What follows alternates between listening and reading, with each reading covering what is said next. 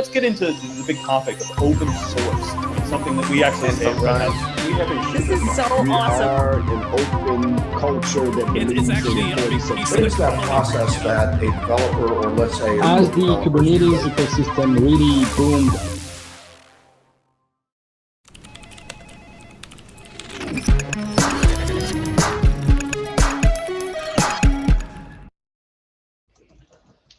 Hello, good morning, good evening, good afternoon, wherever you are in the world. This is the Ask an OpenShift Expert live stream.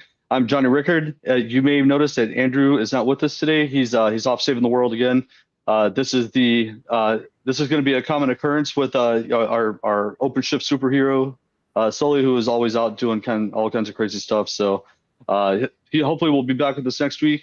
But this week's episode is migrating VMware workloads into OpenShift Virtualization. And this is a two-part series that we're putting together. And this week we're going to talk about the how and the why you do the OpenShift Virtual, or why you would migrate your workloads from VMware into OpenShift Virtualization. We're going to do a couple of demos, and then we'll get everything kind of set up and prepped for next week.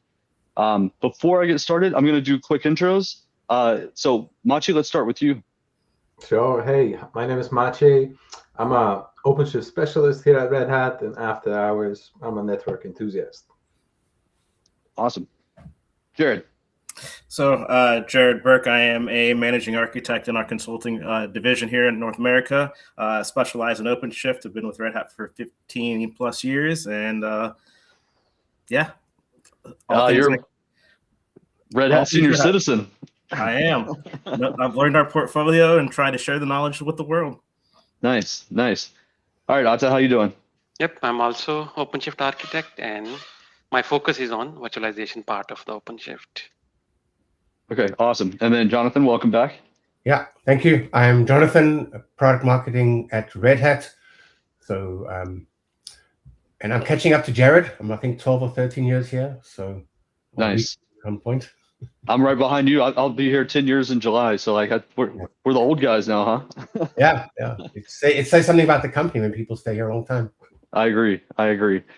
So before we get started, I just wanted to do a quick recap. I was in KubeCon Amsterdam last week. It was awesome.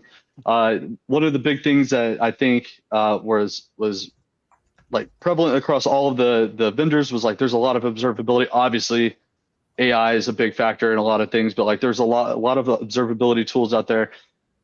Products like Crossplane and Upbound, they're doing some big things with infrastructure management, and especially managing infrastructure at the API level, and where you can manage everything as a Kubernetes resource is really what I'm trying to say. And I think it's pretty cool.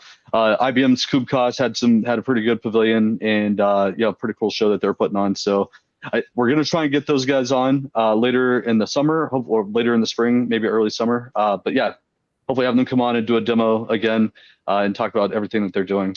Right before KubeCon, there was a release for the cluster observability operator. One of the big things that are coming out in this is that they are tech preview for the Percy's database, or the Percy's dashboards. And if you remember our stream with Christian Stark, where he was showing off some of the ACM observability things that he was doing, that was all built with the Percy's dashboards. So Grafana is still a thing, but Percy's it's the new hotness, and that's where the dashboards are going, and they're really slick and pretty simple to manage. Lots of other things going on with that, but that was the big things that were coming out. So with that said, I guess, or actually, I'll kick it over to you, Jonathan. Yeah, let's do some slides, and then we'll kick into the demos. Okay. Bam, here we go. Okay, slides are good. Yep. Okay. So what is OpenShift Virtualization? It is essentially a feature of OpenShift that will host virtual machines. So let's distinguish. So OpenShift is a container platform, and virtual machines are not containers, right? So containers reduce the hypervisor layer out of the stack, as you see in this diagram, and you get a slimmer, smaller footprint for running your apps. But we also can host virtual machines, as I said. So OpenShift will host VMs, even though it is a container platform. Okay, so you can put those virtual machines into containers. And in KVM, which is the hypervisor used by OpenShift, kind of equivalent to VMware's ESXi, it is the hypervisor layer, and it provides compute network and storage to a VM in OpenShift, just like you would in VMware or any other Virt platform. So what is OpenShift Virt then? It allows you to run VMs in containers, you manage them as pods, it's on the KVM hypervisor, and it uses Kubernetes to orchestrate and do everything with the VM, just like you would with a container. So it's the same tool set and the same experience and management experience you use for containers as you would for VMs. Again, we use a KVM, which is the hypervisor layer built into the Linux kernel. And it's been part of RHEL for more than 10 years, our Red Hat Enterprise Linux, and it uses all the goodness of RHEL and virtualization to enable that.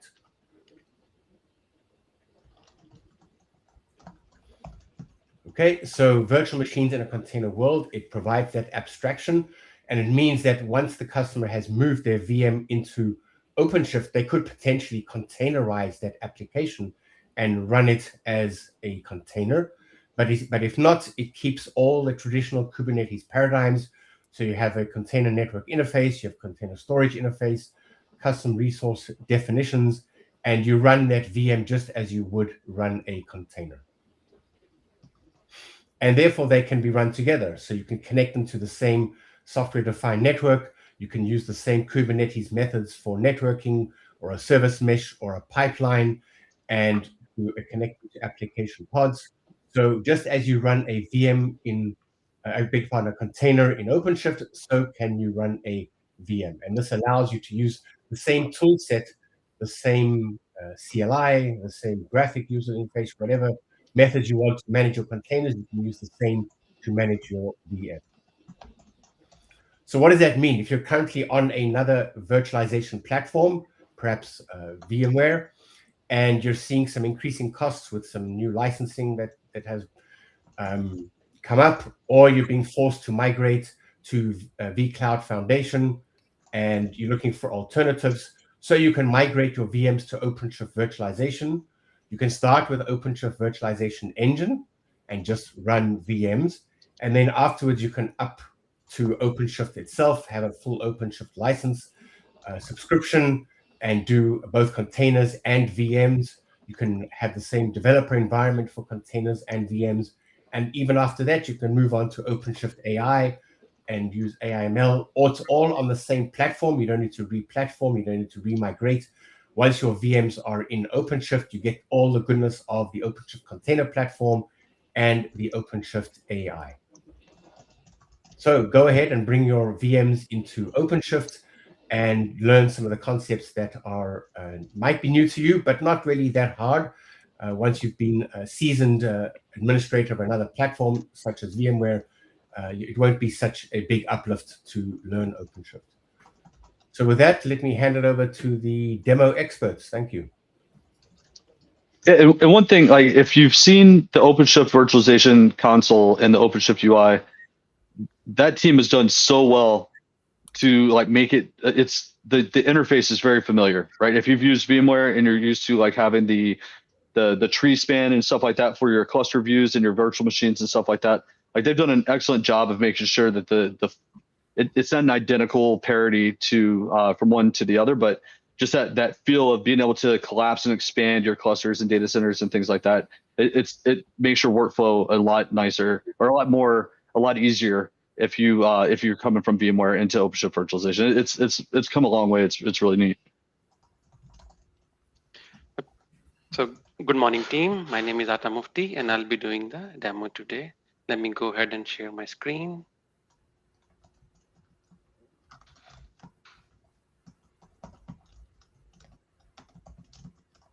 Okay, so in today's demo, we'll be creating a VM, attach it to the network, then add more storage to it, and then we'll add another secondary network with the layer 2 connectivity. So let me go step by step, and this is where my URL for OpenShift console, I'll go ahead and log in using my LDAP credentials.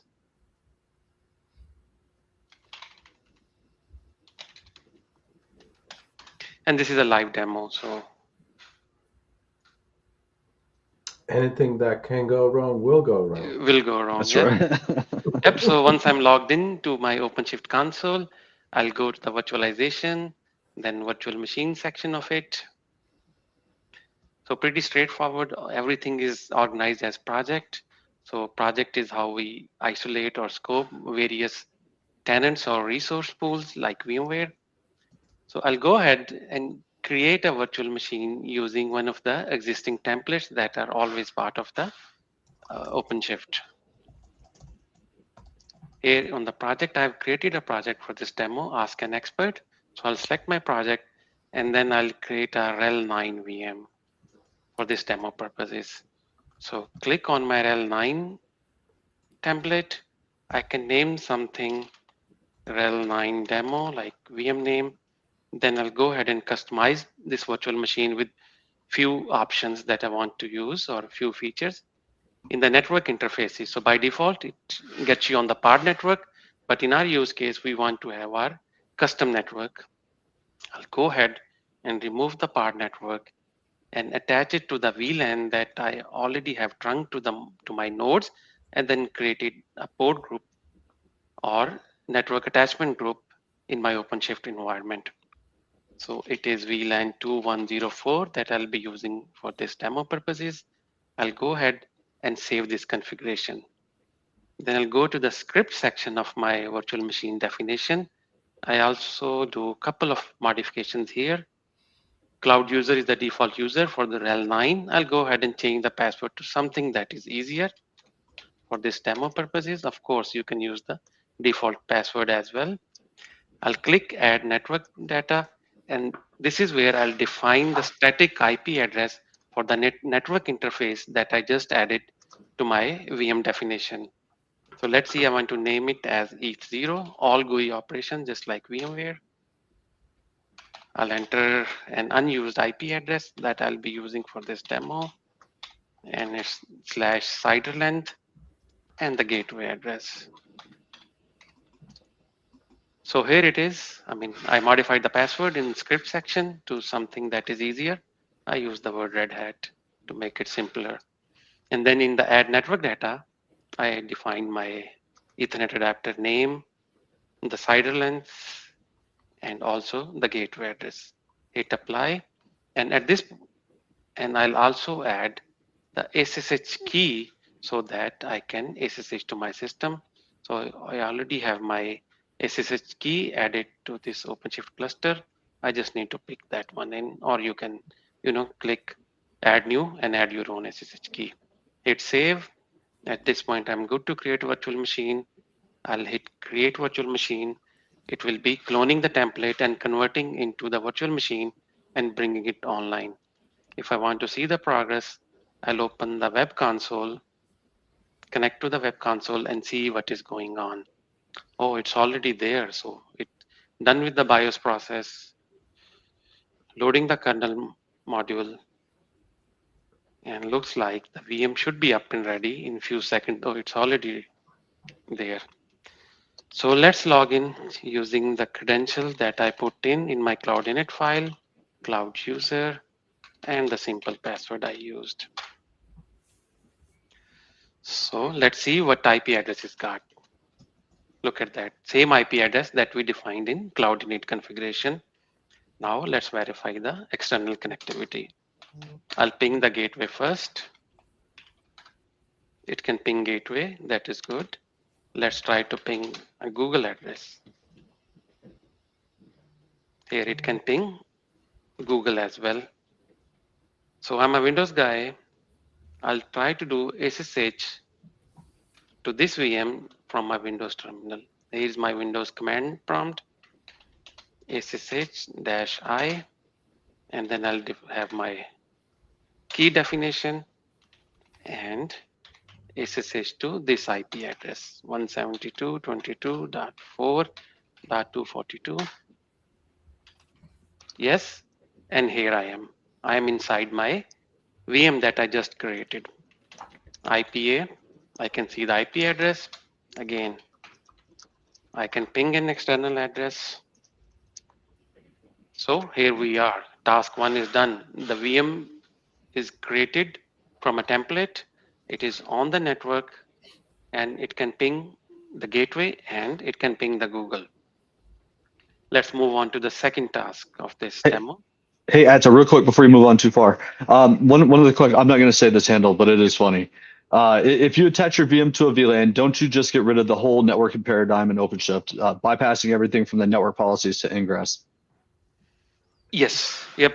Yeah, you can still use multi-network policy for that kind of a network attachment, by the way. You bypass most of the OVN networking stack, but by using the particular network attachment definition that Atta is demonstrating here, he still has the option of using the multi-network policy CRD for further micro-segmentation of traffic that this VM is either receiving or sending inbound. Gotcha. Or Yep. So like in VM world, we can enforce DFW type of policies through network policies if we want to control ingress and egress to this VM.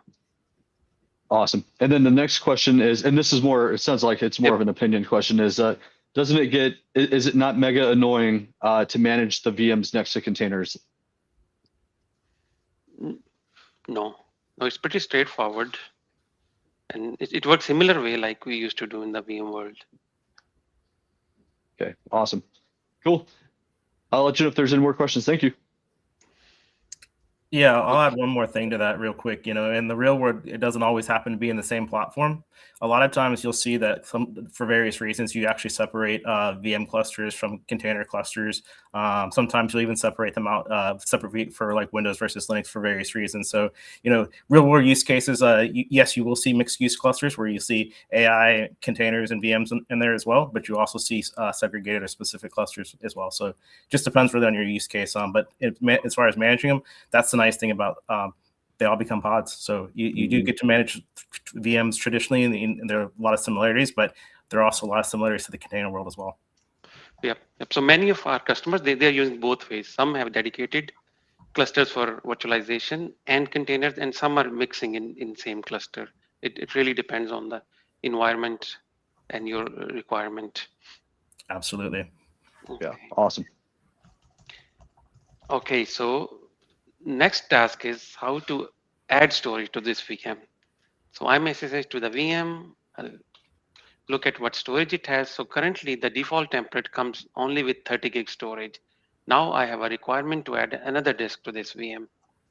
So pretty straightforward. I'll move this window and go back to my OpenShift console. Back to OpenShift console, back to my VM definition, and again, go to the configuration section. Now my goal is to have an additional disk of X size attached to this VM.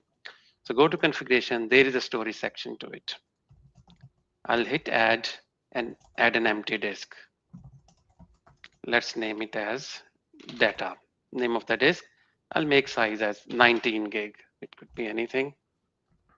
Virtio is the interface, and then I'll select the storage class virtualization, which offer better performance for the virtualization disk. So define my name of the disk, size, storage class, hit save. So this is pretty much hot add disk to the VM, just like VMware world.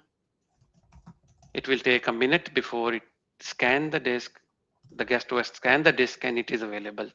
Let me go ahead and write lsblk again to my system. Not yet, so give it another few seconds and it should show up. Looks like it's still scanning. Good. Here we are, 19 gig disk is added. So it took few seconds before it rescanned the storage, and then the guest was scanned it and added it to its configuration. So here we are, disk of 19 gig is available, ready to be consumed by the OS. We can format it, put partition table on it, and use it for whatever purposes we want.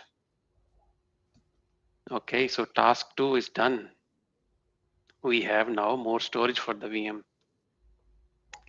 let's move on to the third task.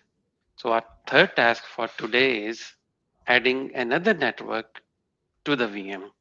So network team, a typical situation in any organization, our network team has trunked the VLAN to the physical hypervisor, or in this case, OpenShift nodes. Now, being a virtualization admin, my job is to make this VLAN available to be used for the virtual machine that I just created. So in this case, I have to place some network configuration policies to add that VLAN. I'll go to the networking tab of my OpenShift console and then go to node network configuration policy. So node network configuration policy is where we manage or create our bindings for the bridge and various VLANs or networks that should be part of that bridge. So I'll open that multiple bridge network node network configuration policy, look at the YAML of it. And if we look at the YAML, I have already created definitions for some other VLANs that are part of this cluster, VLAN 2103 to VLAN 2106, and VLAN 2104 is the VLAN that we just used to demonstrate the primary network of this VM. So now let's assume that there's another network that need to be created, a backup network, VLAN 2109. So in order to create this definition, pretty easy, I'll write these 3 lines. I'm just going to copy it instead of typing in the demo. So same bridge name and local net name, I'll make it VLAN 2109. That is just the definition of my local network. Hit save. At this point, it is creating a bridge binding for my BR1-VLAN 2109 definition. Hit save. If I go to node network policies, I can see the progress it is applying to all of my 4 nodes that are part of this cluster. As we see, 3 were done, all done. It means that that bridge definition is applied to all those 4 nodes. My next step is to create the port group or node network attachment definition with that VLAN tag that I defined in my YAML file right here for VLAN 2109.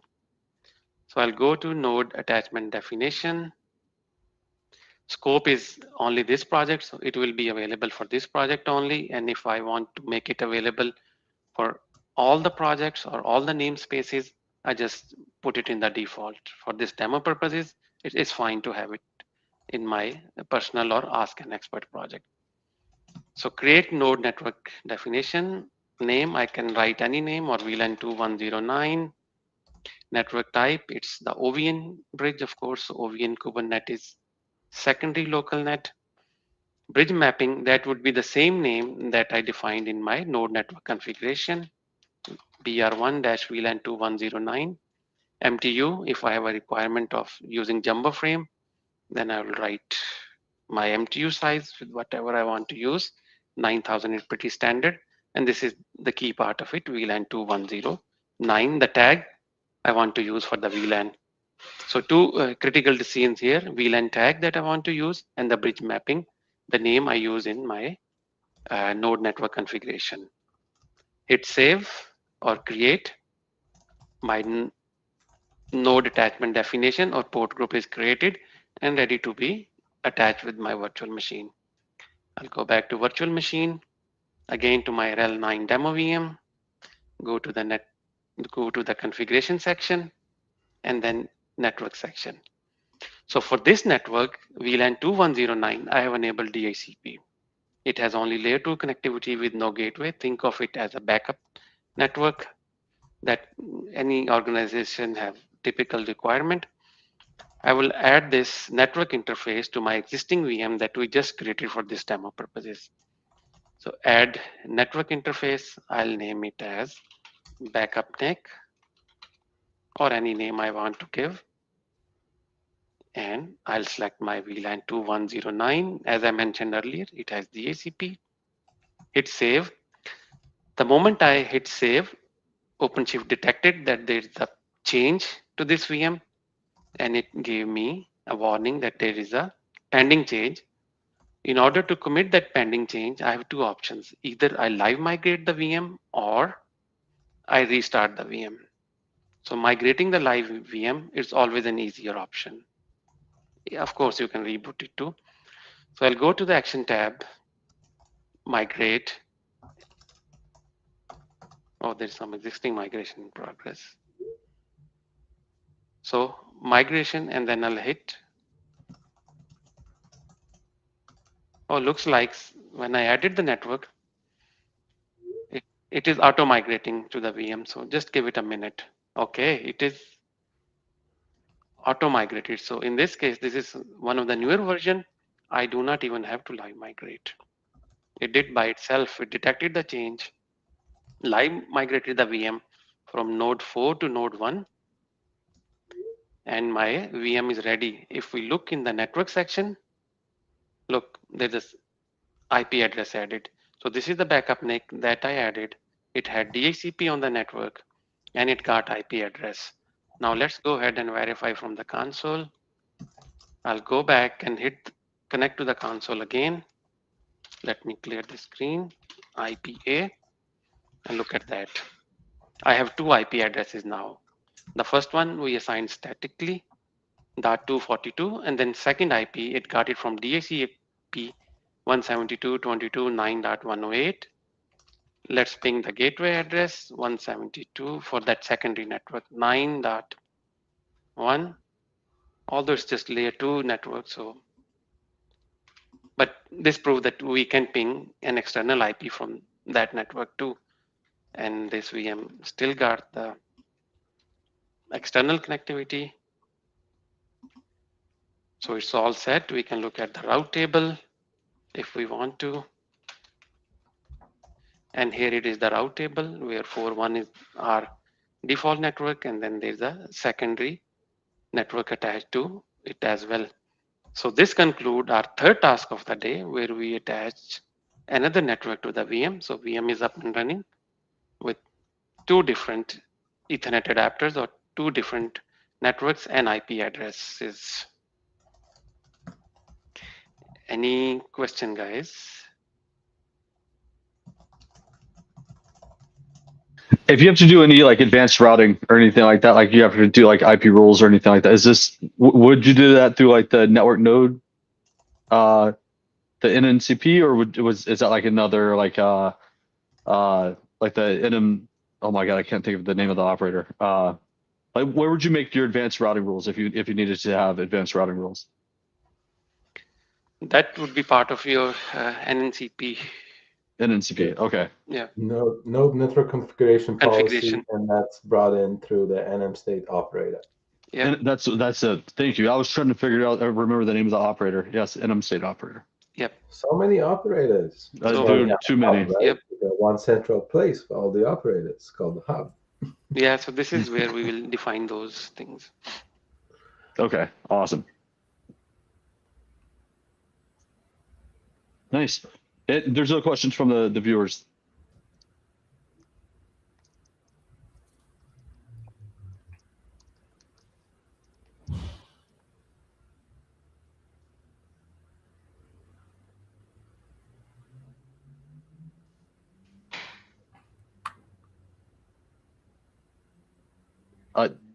Yeah, I don't know if you want to carry on. Yeah, I was saying there's no questions from the viewers. Okay, very good. So then I guess that is end of my demo.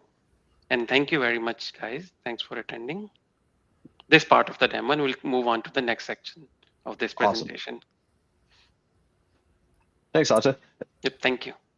Cool. Well, then I'll take over, and I can kind of show you what we'll do is migrate a VM from VMware using our migration for virtualization toolkit for virtualization. So let me share my screen, and we can kind of walk through what a actual VM migration would look like.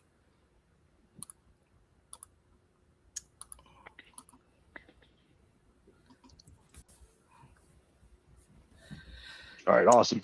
All right, so we're looking at a 418 OpenShift cluster. So Ata was using a 420, so it had a little bit nicer updated interface. So I have a little bit older interface here, just simply because of a slightly older version. But all the same fun functionality here. this cluster is I'm currently logged in as a cluster administrator. We have a number of operators installed. Again, all installed from our operator hub, as we were just conveniently mentioning. The operator that we're going to talk about here specifically that's used for virtualization migration is this migration toolkit for virtualization operator. It's already installed here and provides a number of APIs that we can leverage. And there's already some configurations. When you install this operator, you'll get an additional plugin or view, which actually no, the migration, that you'll have these extra tabs here that we can look at. If we click on overview, this gives us an overview of the toolkit and kind of sees what was installed. One of the providers is going to be connecting to who you want to connect to. As you can see here, we have a few different clusters or providers that are already connected here. Our host clusters, in this particular case, is referencing our current cluster. I have a number of different namespaces being referenced here for our provider plans that are set up, and then my VMware cluster is also set up for a few different users here.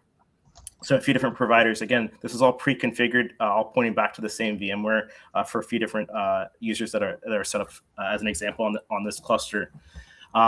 This is where you connect, making sure that you connect where you want to migrate your source and your target from. Our source in this case will be VMware, and our target one being our host, and we can take a look at that.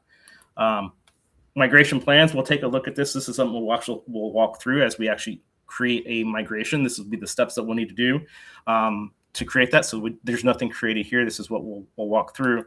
One of the other things that's been configured or you can configure is the storage maps for virtualization. So if you have storage maps or want to define what these look like, you have that ability. And then same thing for network maps.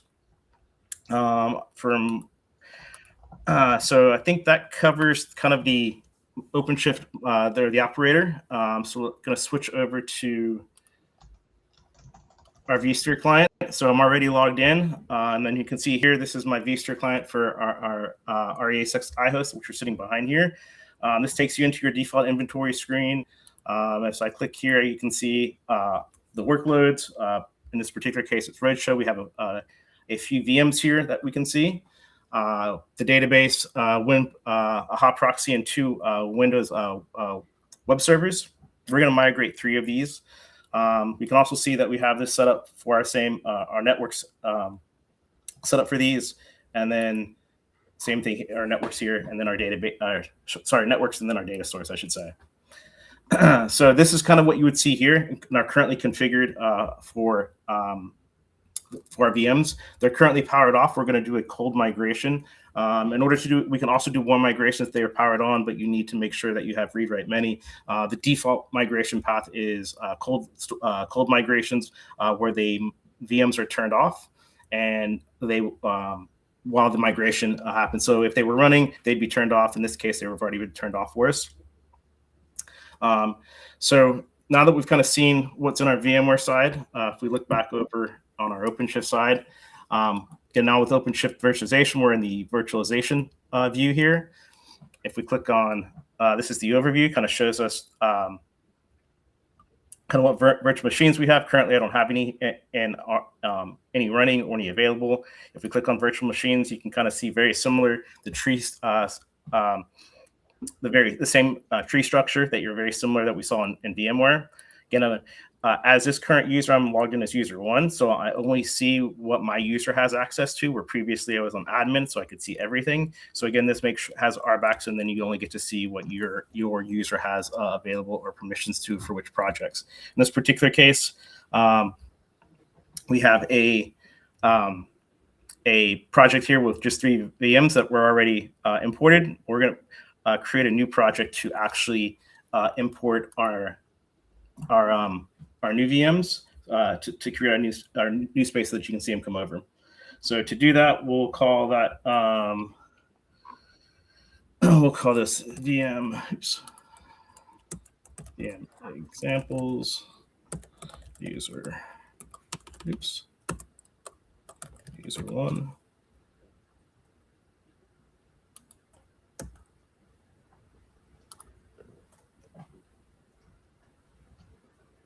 What happened there? Cobra! Oh, I already have that. You can't create one that already exists. So I think that That's a good error. that is a good error. You can't. So in this case, we'll then let's see. I don't have access to that. Well, we'll create a different namespace then. Since I don't have access to that one, we'll leave off the S.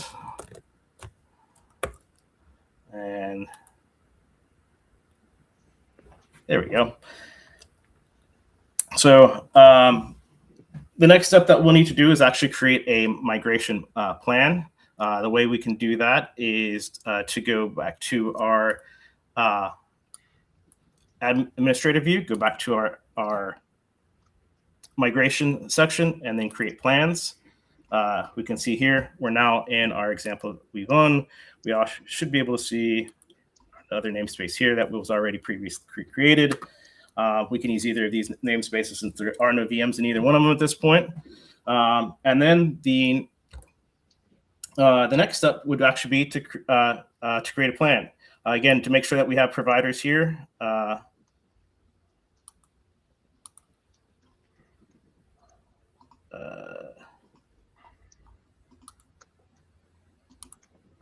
There we go. MTV user 1. So I was in the wrong namespace for where this needed to be. So this will make sure that we have our namespace is correct. So for creating our plans, we'll use the MTV user 1 namespace, and we have our target namespace created for our plans already. So for our plan name, we can call that, let's say, move web app VMware. Our current project is the one we want, is this project, which is correct, which has our providers and our defined. You can see that here we can choose which one we want. So we're going to go ahead and click our VMware provider. As you can see, it went out and kind of saw which one of our databases. We're going to go ahead and migrate just the 3 that we talked about: the database and the WinWeb 01 and 02 for user 1. Helps to check all 3. So once we have that done, we can click next. Here, our host provider is going to be our target clusters. So our target cluster, which is our host, which is this cluster here.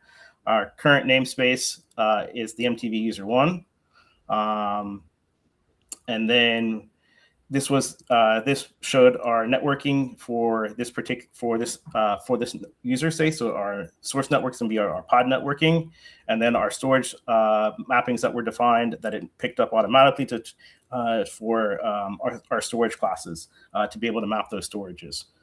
So we can, once we have all of this set, we can create migration plan. Now the next step here, this plan is going to be invalidating, so that it's going to go through a number of checks here to see, make sure that everything is valid, is working. If everything is okay, this will give us a start. If not, we'll have to then go investigate if our configurations, whether it be storage, networking, something along the way wasn't configured correctly, and we can kind of take a look at see that if there were any issues. So this does take a couple minutes, or should take about 30 seconds to a minute, maybe a little bit longer, depending on the process. But then once this becomes, this should turn into ready so that we can actually start the migration.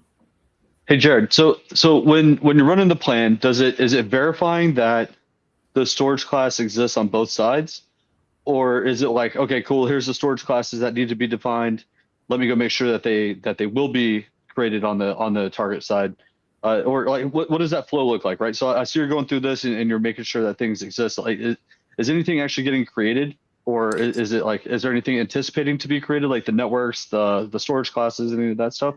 So it's going to check that the provider can access the APIs. It's checking, so nothing's being created at this point in time, and you can see that the plan's not ready, but it's going out and give all of those things that we gave it, the provider, the APIs, can it reach that? The storage mapping, is it available in the APIs there? The networking, are all those pieces ready? And then do we have all the correct components needed to actually migrate? So that's all kind of doing the pre-checks, essentially, to to make sure that you're ready to go, so that if the status if everything's good, you get the start button. If you don't, you'll get an error, and then you'll need to go investigate what. This way, you're not already going all the way down the migration, and then realize this. So this is kind of that pre-check to make sure that what you set up is correct. Gotcha. So that way it doesn't take an hour for you to realize you failed. Correct, right? Because sometimes, depending on the VM and the sizing, right, you get all the way down, and then you realize, oh, it was a network error. We could have fixed that at the beginning. It wasn't even a migration issue, right? So that's what this is trying to prevent. Okay. So now that this is ready, I think we can hit the start button. That gives us a little button, pop-up window that we can press start, and that should kick off the plan. We can then click on virtual machines.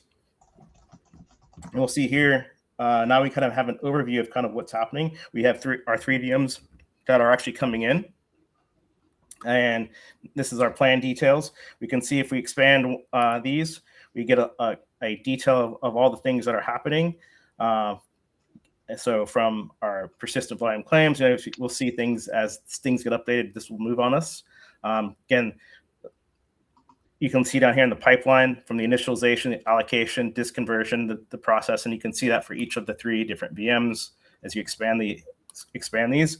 Again, this will, depending on how long your VMs are, how big your disk size are, will depend on how long this takes. But this is where you can then sit and wait. And if you have any other questions, this is really what you can do to kind of just monitor and make sure that the VMs transfer. Okay. Yeah. And we did get a question. I'm going to work these backwards because it does kind of work backwards through the demos. But the first question is, when will read write once on Fiber Channel be enabled as a prerequisite for compute live migration? And then also, why is a reboot necessary? Why is the reboot of a virtual machine necessary for HUD adding a network card? Good questions. I don't have answers off the top of my head for any of those, as a matter of fact. I have to follow up with you on those. That's cool. Yeah, they're just they're good questions though.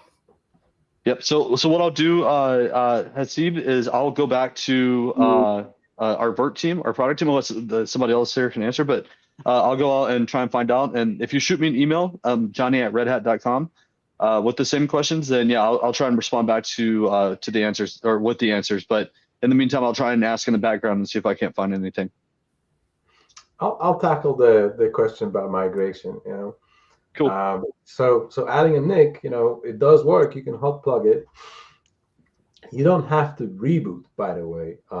Migration is required at the bare minimum. Reboot is one of the options to also achieve that hot plug event to happen.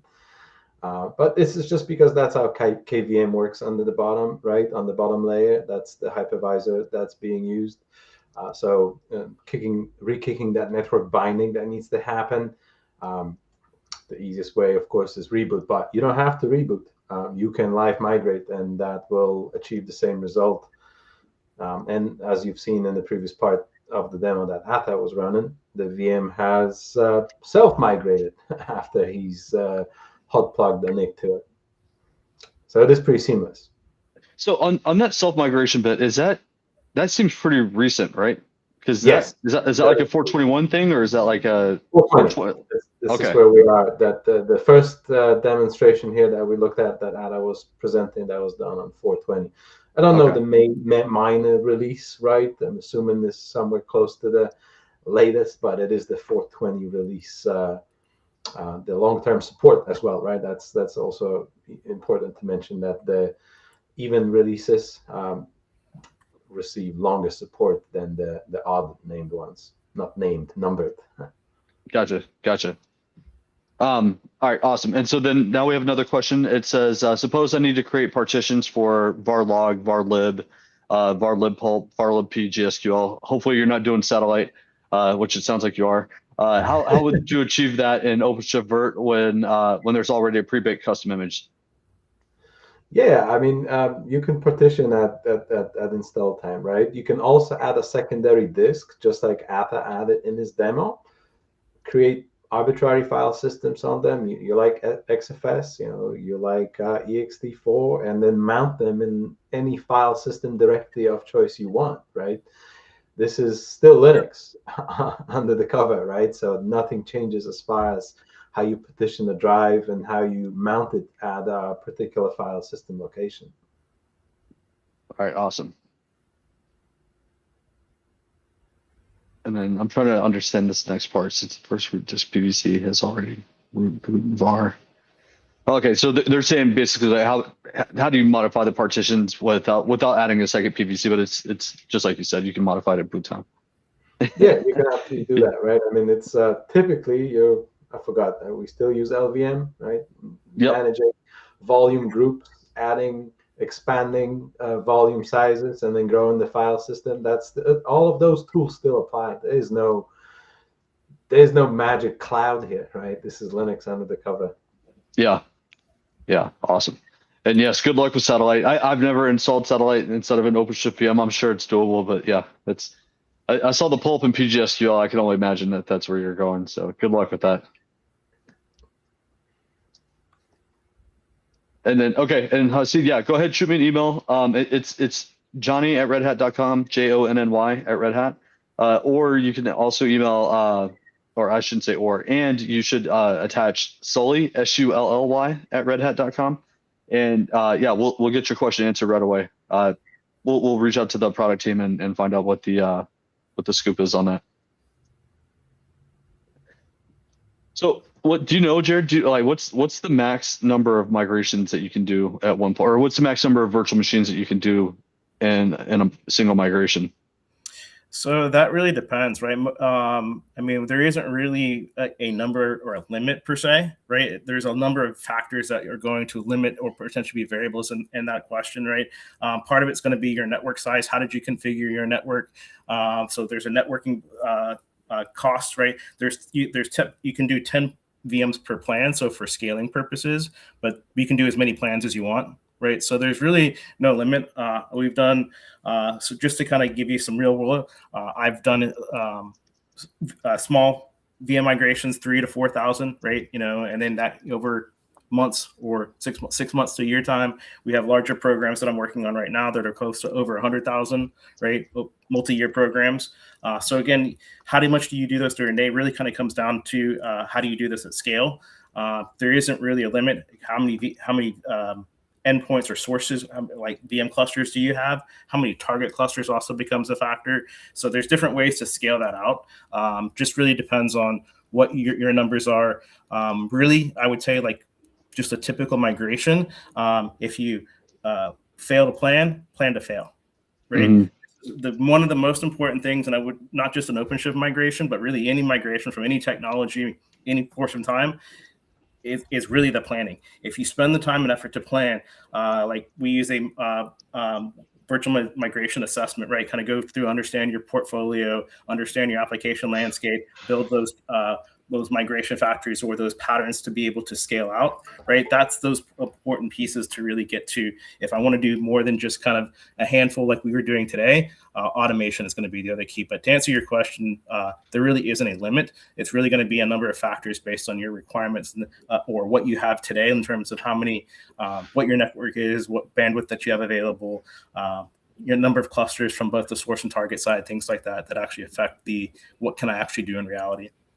Gotcha. Have you seen anybody have you seen any like GitOps approach to doing this where you're trying to roll it out through Argo? Like maybe you're trying to, maybe you say, hey, I want to migrate these 10 clusters or these 10 nodes or virtual machines from this cluster to this cluster. Have you seen that yet?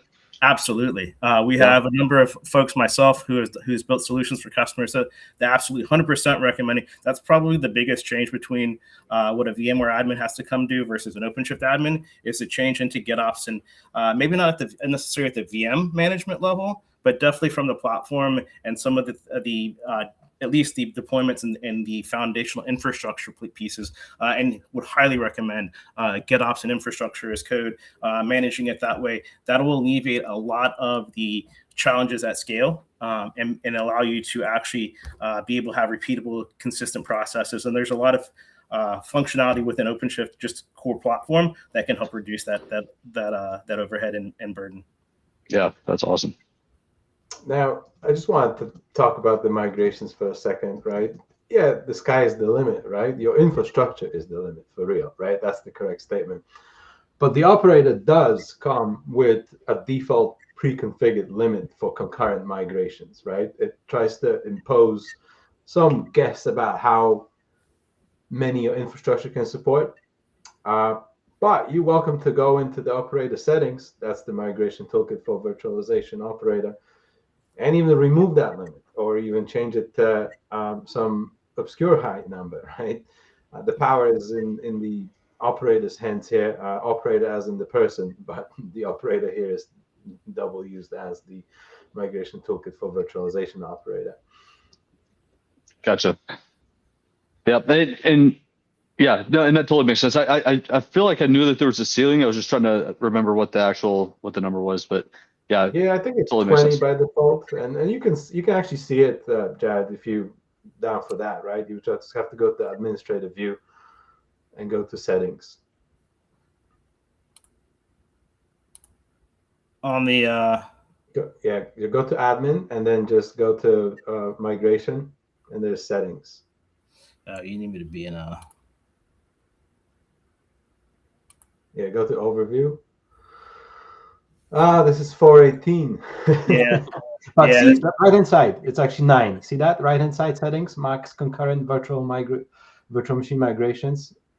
Yeah, so that's per plan. Max, you're right. So you can do 9 per plan, right?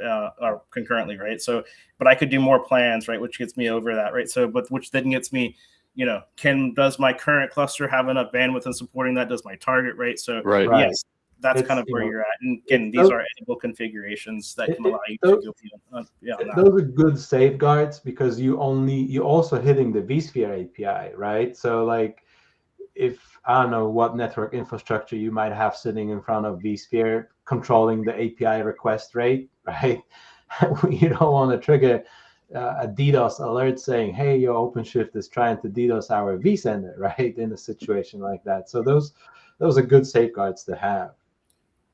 Yeah. And like one way we've done this is, and I've done this before because with certain customers we have, like, instead of 25 40s or 10 25s, right? Some of theirs were 40s and 100 gigs, and these were their kind of what were their network backward and the various, and they had dedicated storage, dedicated migration, right? Which gave us that extra, and then we could actually create additional providers and additional hosts to be able to scale out, right? Which is one way we were able to do that with the customer that had those bandwidths.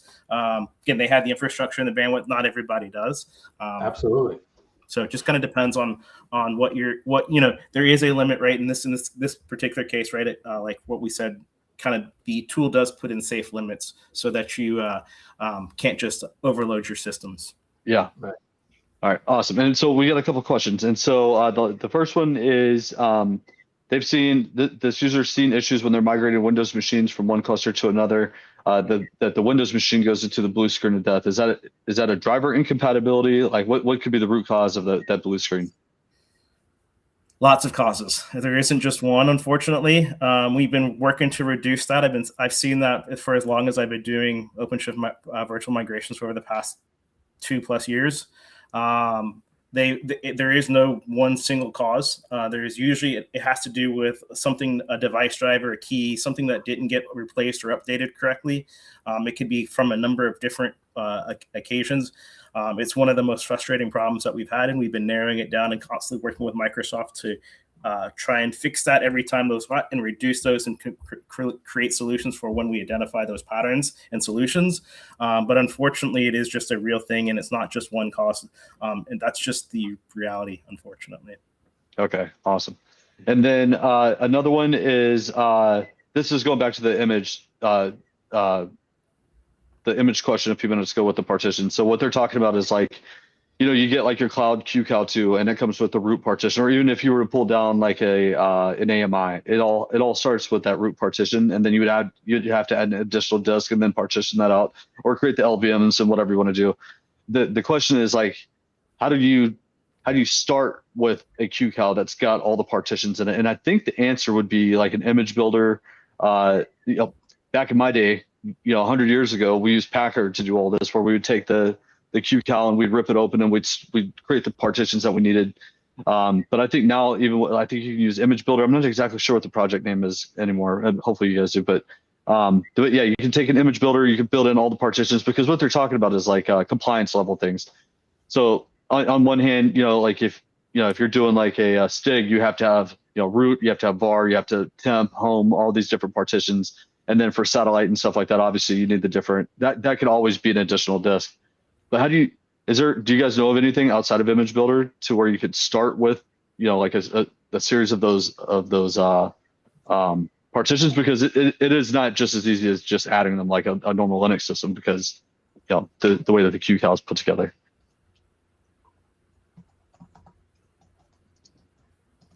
And then the next question, it's in the same vein, is do you know why the VM images that come with the catalog don't use LVM? That's been it's been going on for as long as cloud's been a thing, right? I mean, like that's going back to early days of AWS, where we just had the root disk. It's always just been the QCal with the root. And I used to know the answer to this. I can't remember though. I'm guessing it's because you have to resize disks, based on like the flavor. It's not flavor, it's the template information. And that piece of technology, I don't know what that is, I forgot. I'm guessing that it doesn't support doing a disk resize with a file system resize, because you have to do both, right? You grow the disk and then you have to expand the file system on it. And there is already a file system in the image, right? So all those things have to happen on the fly when the VM is getting created. So I think it has to do something around that. But a more technical answer, probably get an email to Jonny. Yeah, it's probably, I think it's a limitation with Cloud-Init, if I remember correctly. It's the way. Exactly. Yeah, it is. It's exactly. It's Cloud-Init that's doing that. So if a Cloud-Init doesn't know how to handle LVM, you're not going to go anywhere. But yeah, so pursue eternity. Hit me up in an email. I'm pretty sure it's Image Builder. I'll find the link to the docs and some good examples for you. But yeah, it's either the way that I've done it in the past. It's been like I've either just built a kickstart and I've built an image that way, and then I've just migrated that image into my environment. I use Packer, which is a HashiCorp tool, which is now an IBM tool. So I'm not putting all kinds of craziness out there. But I think Image Builder is the thing that we ship that allows you to build like a custom operating. The other thing that you could do is build a BootC image. And okay, I'm going to take back everything I just said and say that that's probably what you should do. You should probably use BootC, have it output to a QCal, and then start with that as your template, because then you can actually format everything the way that you want to.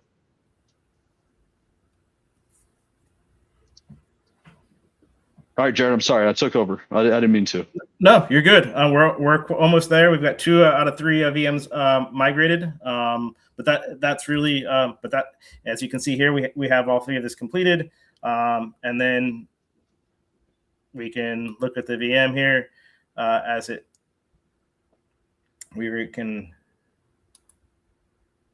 start the VM and then show that it's actually working. We still have one more that's still coming over. So while this thing's migrating, Jared, just a quick question about the blue screen thing. If you have a Windows machine and you migrate it and it blue screens, like what's your recourse? Basically, remigration is generally the without knowing the specifics, because it could be a driver or something that wasn't uninstalled, something that correctly, whether that be guest tools or some other driver that wasn't known. It could a lot of times we have to go through the memory dumps to work with Microsoft to actually analyze what it was. We've seen patterns, but we've seen it's never been just this is just one. The root cause is just one thing, right? It's been a lot of different things, unfortunately. A lot of them come to very similar situations where it's a device where something didn't get installed correctly and didn't have the right key or drivers, or only partially uninstalled. But it could be different. It is not always just the same component, right? It could be from various, and that's really been the challenge.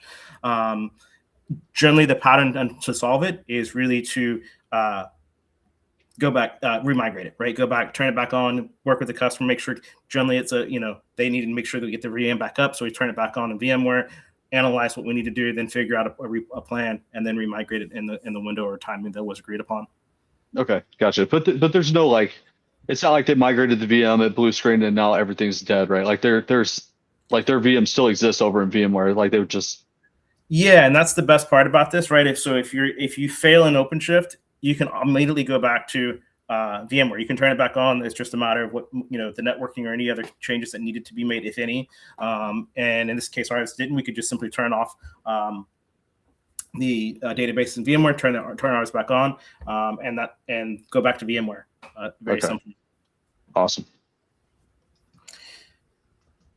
And then you can kind of see here, if we open up the console, we should be able to get to the machine. We see it starting back up.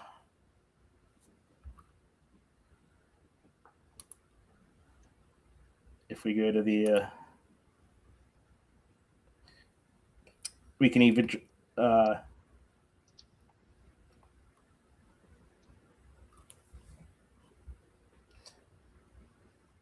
yep, and we can see here, it's starting to be good. So what would you say are some of the gotchas that you see? The biggest gotchas I would tell you would be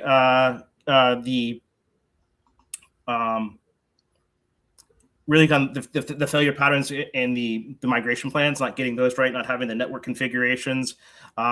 There's a lot of pre and post requirements that can be done. So there's hooks that you can use that get into more advanced use cases of your VMs, right? We have a very kind of simple use case, so dependencies, right?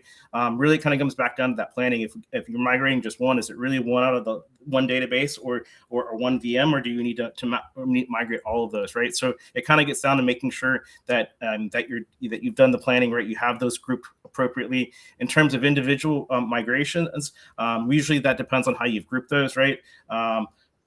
RHEL and like typical RHEL clones and Linux are generally fairly easy. Windows are about a medium because again, you run into kind of different device driver issues, things like that. It kind of just depends on overall of where you've kind of gotten to when it comes to the kind of the VMs. Databases are one of the more challenging ones. Again, depending on if you need failovers.